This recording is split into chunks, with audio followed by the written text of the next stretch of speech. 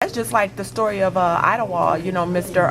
Harold was, enlightened me on that. It was actually purchased. The land was actually purchased by a Caucasian woman, a white woman, and she bought the land and deeded it back to black businessmen. I don't know how many it was, but they went in partnership. Basically she deeded it back to them and gave them the rights to the land because they wouldn't sell it to the blacks. That's Harold was definitely right there, and that's the same way with the housing situation that was here in the city. We had the migration from far east to west to northwest. And then it just exploded all over. They just started getting out of black bottom, moving out, stretching out to different areas, which was predominantly white areas. Predominantly white, except when the Jews were white, though, but they were Jewish people. Okay. And being in Idlewild, it was developed by some entrepreneurs, and being that black people weren't able to have a resort place, weren't able to participate in the white resort places, we formed our own, and which was in Idlewild. And you had some of the famous people that had produced it, and that was Bragg. And he created his review. He would take, what we mean by review, he would take all different acts and stuff and form a group, and then they would travel. And one of the places they would come back down into the Club El Sino, which is right in the outskirts of Paradise Valley. And he would have all types of entertainers, singers, dancers, and as you say, Della Reese was part of that review, and a bunch of groups.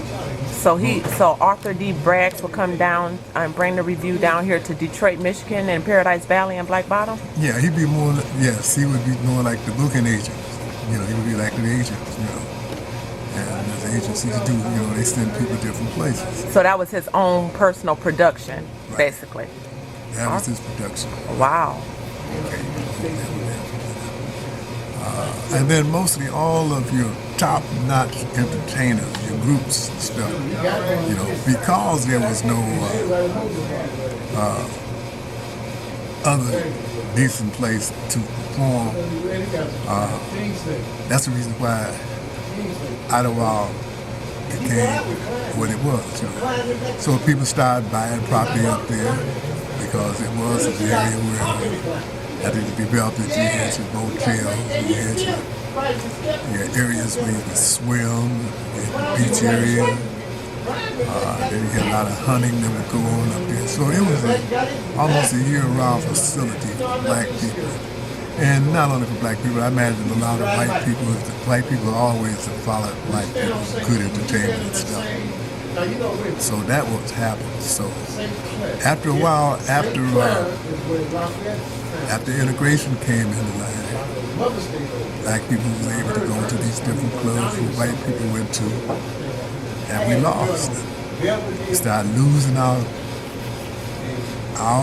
control because our people started going elsewhere. Mm-hmm. And so once you do that, then our businesses have to fall because they don't have the clientele that they used to have. Right, so Idlewild was everywhere then, after we spread it, Yeah, right. So you wasn't logged into one place. Right. You could go downtown when you got ready to go to any big shows you want to go to, because the law stated that you could do that. So on one hand, you could say that really hurted us because it took the autonomy of us from what we were before. So once they gave us the opportunity to do that, it just seemed like that's what happened. And then the bottom started falling out because our people still needed the revenue that we generate for ourselves. But once we take that revenue from ourselves and split it up somewhere else, that's a plan for failure for us.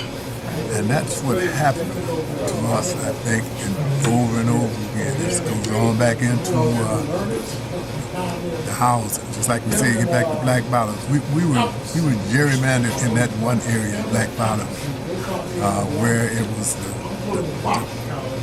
the oldest homes, you know, it's the oldest part of the city. And therefore, when you get the older homes and stuff, those places are